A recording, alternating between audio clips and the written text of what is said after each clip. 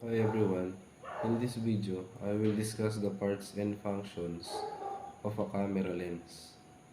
First is the focusing ring. A focusing ring is a dial on a camera lens or projector that allows the user to manually adjust the focus of an image. Hood mount. A camera lens hood mount is a bayonet style mount that secures a lens hood to a camera lens. Filter thread.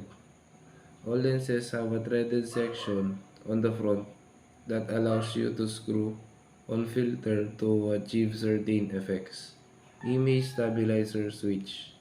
Image stabilizer switch allows the ability to capture sharp images of static subjects at slower speed. Lens mounts index. A lens mount index is a mark on a lens that helps you attach it to camera body. Is used to quickly and securely connect the lens to the camera. Focus mode switch. A camera's focus mode switch allows you to select the method for focusing on a subject. Zoom ring.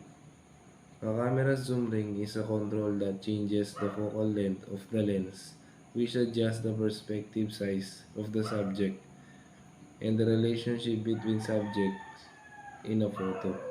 Zoom position index. A zoom position index is a reference point for a camera's zoom position. Lastly, contacts.